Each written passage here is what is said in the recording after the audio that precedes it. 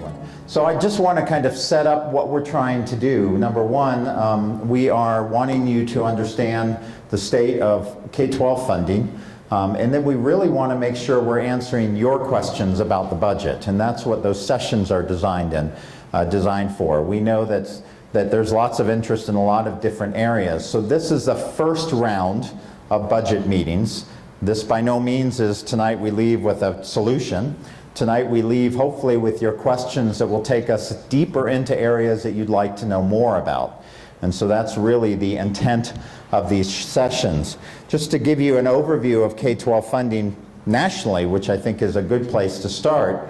Back in 1992, the average school funding in the United States was $5,000.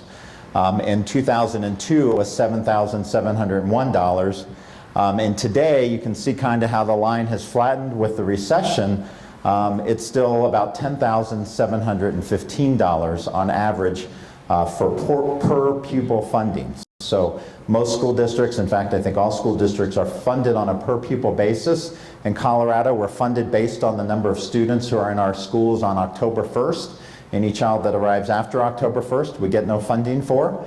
But that's the system that Colorado uses. Some states use average membership, and so we can look at those growths and ebbs and flows that occur in the system. This is just a brief national look at what states across the nation during the recession have had to do with K-12 funding. And I'll kind of zoom in on the part where Colorado is.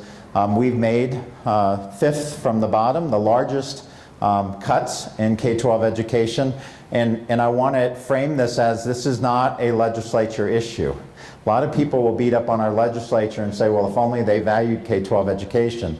This is a more complex issue, and we'll explain why. This is our per-pupil funding in Durango. Durango is actually one of the lowest funded school districts in the state based on the funding formula. If you're interested in knowing more about how that works, Jason Austin, our Chief Financial Officer, has a session tonight to go into how is that calculated? Why are we near the bottom of school funding? Just give you an example. You see this year we're at $7,143 per student. Students in Silverton are funded at $15,000 per student. And that's because of how the formula plays out with rural and small district and lots of those factors that come into play. We're in that awkward stage of not being a rural district, but really not being a large district. And that's why we miss a lot of those funding mechanisms. You see how per-pupil funding has changed. Again, we're at $7,143. That's significantly below the national average.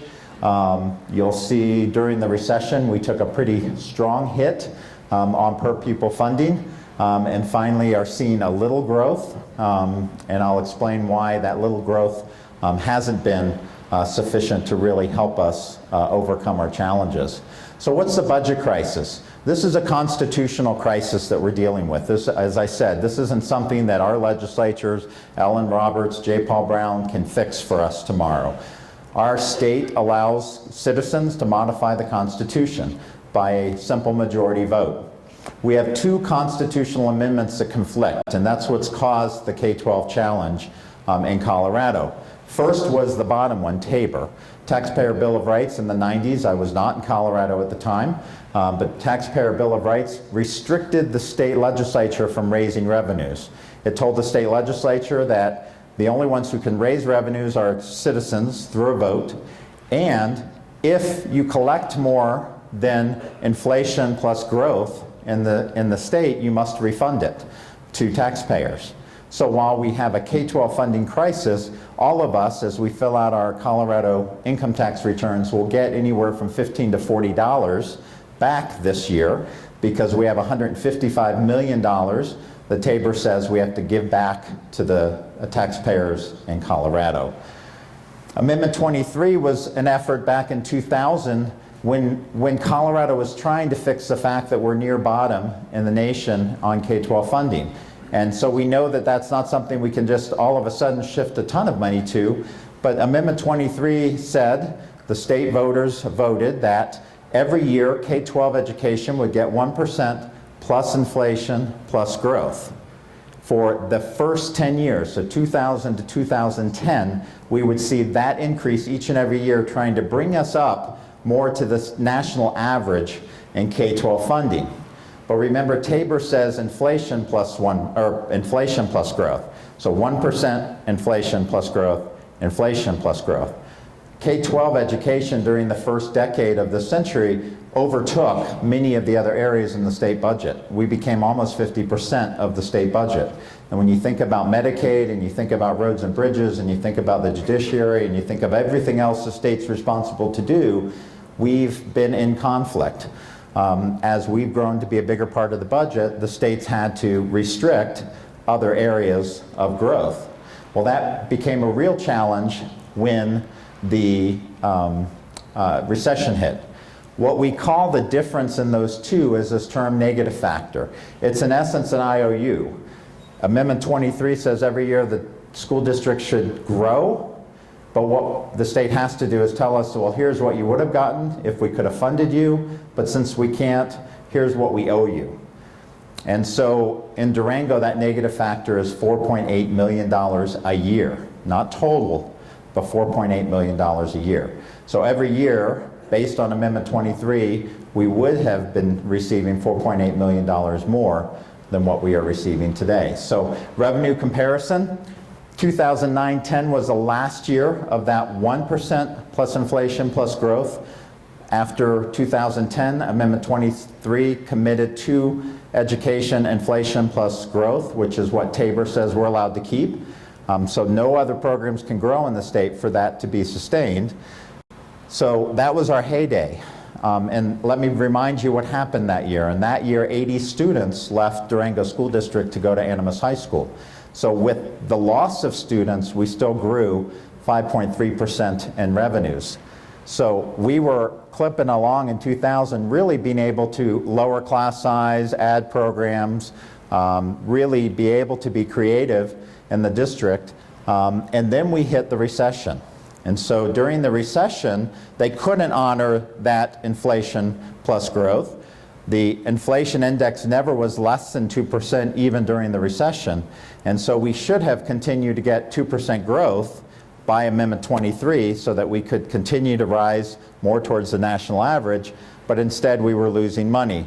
And so the first year we lost a little, then we lost 2.1%, then we lost 1.9%, and in 2013-14 we began to climb back. So we began to bring in additional revenues at that point in time. Last year was a pretty good year. The legislature was able to, through the recovery of the recession, commit more dollars to K-12 education. This year, not as much. This time last year, the governor said $200 million towards education to try to close that negative factor. And in the end of the legislative session, the best they could do was $25 million across 178 school districts. So when you take that amount of money and divide it across 178 school districts, the challenge we're dealing with now is we're being told don't expect anything. We're more likely to raise the negative factor. Now there is a supplemental budget that's just been proposed in the last day. There was an article yesterday in the Herald about it. That could bring $25 million more before the end of this year out of local taxpayers. So in essence, they're saying, you know, the collection of local taxes have come up, and so while we're not going to take money back from the state, we're going to let you keep that additional money. So while it's a shot in the arm for K-12, it isn't any new state money that would be coming. So again, negative factor for Durango 9R is $4.8 million. Statewide, it's $855. If no increase comes next year, the negative factor would be $925 million in the state, which means that's how much Amendment 23 says school districts should be funded, but that the state cannot fund. This is just a comparison. So when you say, well, how would you have gotten $4.8 million during that time? If you think about just inflation, and this is just with 2%. 2% was the lowest CPI during the recession, so I just played out 2% from the recession, the start of the recession all the way through. The red line is where we might have been funded, the blue line is where we actually are.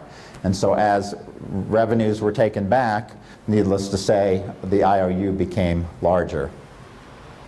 So deficit spending, one of the things that we've been able to sustain, and this is one of the things that I think we have a lot to be proud of in Durango, is that the school board in this district early on, long before this current school board, recognized that the economy is a cycle. There will be a recession. It's not if, it's when. We know that the economy goes through a cycle, and there will be a time where we decline in revenues. And so the school district had saved up a little over 20% of revenues so that when that recession hit, we could actually continue some of the programs for a couple of years until we recover. And so our first year when I arrived here in Durango, the budget that was given to me by my predecessor was a $2 million deficit spending. That was when we were still hopeful that something would come out of the state legislature to fix the funding crisis. The following year, you may remember an Amendment 66 campaign. And that Amendment 66 campaign, we worked really hard as a community on that. We actually were the only community in the state, the 9R voting district, to pass Amendment 66. It failed statewide 2-1. And Amendment 66 would have brought a number of, or a large amount of money back into public education. And at that point, we had to cut. We could not continue the deficit spending. None of us can do that with our personal bank accounts. We can't continue to spend more than we bring in forever. And so this past year, the board and I agreed we needed to cut. And that's when we cut 24 positions from the district. We had cut other years, even though we were deficit spending. All of you know we've lost programs over the last 5 years. We've lost a position here and there. The biggest cut was 2 years ago when we had to lay off 24 staff. This year, our deficit was projected to be at $465,000. While we've had some challenges with hiring some positions, which you've seen covered in the paper, we actually expect that we may end this year in the black with no revenue, no addition back to the deficit spending, but certainly no deficit spending. So it is likely that this year will break even, which I think is good news. The board will get to see that next week as we present the revised budget based on where we are halfway through the year. So even at $465,000, just to be very transparent, in our budget we always budget $250,000 contingency so that if the boilers break and we don't have that budgeted, we can repair them and not having to ask the board to go back through budget resolutions to authorize the use of funds. So every budget has $250,000 that's an emergency fund. And so if that's not used, even with the $465,000, we would only be $215,000 in deficit spending this year. So the fund balance, when we started, when I got here to the district, was $8 million. We're now down to $5 million. And again, many people would say, well, just keep spending. And the key is, what happened to most districts in the state, because they didn't have that fund balance, is when revenues dropped, they had to drastically cut. Class sizes rose. I know our class sizes have risen, some, but as I've shared with many people, my son came from a 5th grade classroom with 32 students, and that was a small class on the Front Range. Districts had to make immediate cuts when the recession hit. Our district didn't, because we had a savings account that we could use to spend in the meantime. Many people ask about mill levy. What about the money you got in 2010? And the key to that mill levy was the district was very specific about what it would be used for. It would be used for retention and attraction of staff. So it immediately went into a new salary schedule so that we could be competitive with districts around the area. Prior to that, we had a situation where teachers could actually go to another district and make more money and then come back.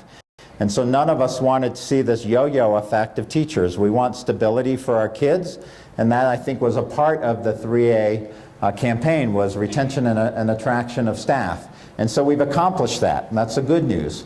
And if you're interested in knowing how have we used that money, then Laura Galito's session tonight on salaries and benefits will show you what the salary schedule was before and how that money's been invested to make it very different.